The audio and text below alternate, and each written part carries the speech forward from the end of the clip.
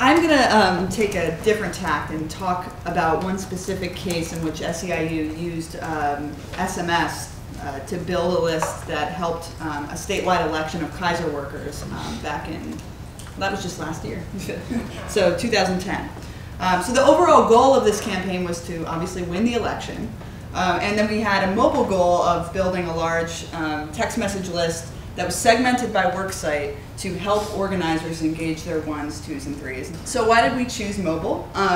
Well, frankly, it was a no-brainer for us. We had done a survey in 2009 of target workers in key industries, and we found that there was complete mobile saturation across all age groups.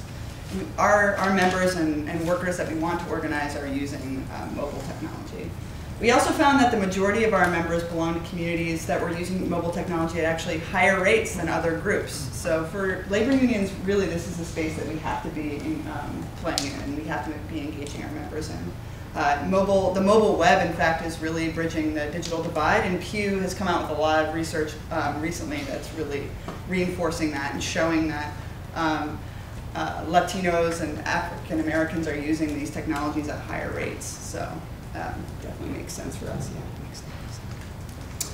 So we launched a mobile campaign in the summer of 2010, and how did we accomplish that? Well, the first thing we did is we started with list building through the field. So we knew that we had to educate organizers on the front end of the campaign. This was really, the way this was going to happen was going to be through the people that were engaging with workers every single day. So, you know, some organizers were totally on board, others really didn't understand how these text messages were going to actually build capacity for what they were trying to do at their work site, which was really engage 1s, 2s, and 3s in their hospitals and clinics. So I think the key part of this campaign was creating an intake form. It was a really simple step, but it was, first of all, nothing that we had done before. It was just a kind of a private web form that allowed organizers to go on their smartphones or to go on their computers and fill out basically a request to send a text message out. So as you can imagine, this enabled organizers to do rapid response stuff. If they were hearing something in the hospital, like that they were like, this is, you know, there's a rumor going around that's not true, I need to get a message out very quickly. And we had a team of new media people back in DC and some in California that were receiving, every time these forms were submitted, we would get an email and we would respond like within 30 minutes. So it really was a pretty cool operation that organizers loved. We had great feedback from the organizers that used it.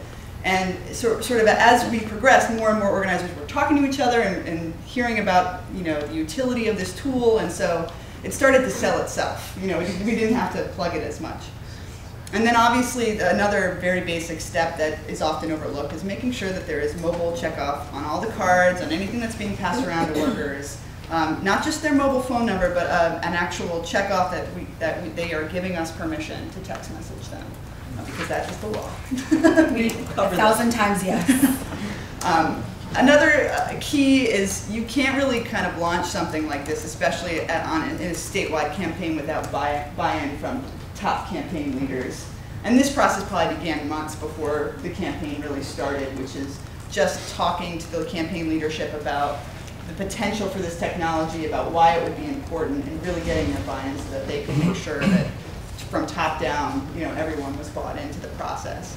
And then the sort of setting up the very complicated keyword subscriptions for each work site. So you can imagine, like in a state like California with 48,000 Kaiser workers, it was a lot of work sites. So that took a lot of time in the beginning, but once that was set up, it was running, and basically every organizer had their own mobile list, right, to be engaging and building. All right, so the sort of takeaway for that, I just want to stress, is to reach members in a campaign of that nature, you need to reach the organizers first.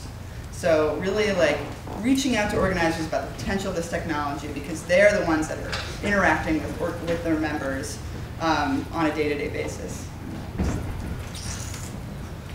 So how did we know that this was a success? Well, it was sort of the first campaign of its kind where we used organizers and sort of integrated into an election campaign mobile organizing. So, and it was statewide. So I would say about 40% of the organizers were using it, which translated into about 40% of the facilities. And the proof is in the pudding. They kept coming back for more. So the organizers that were building lists, they realized the use of it very quickly, and they kept building those lists. So you either had facilities with no text message list, like where organizers had just completely ignored it, or you had facilities where people had signed up 300 people on that list and kept trying to get more because they saw the value in it. And we heard back from the organizers who were using it reported increased turnout to events. Every time they'd have an event in the cafeteria that day, they'd send a text message out. It was a great way to communicate in real time to every worker in the building. And just member engagement. They had positive feedback from members who really liked being able to be reminded of an event happening in their area.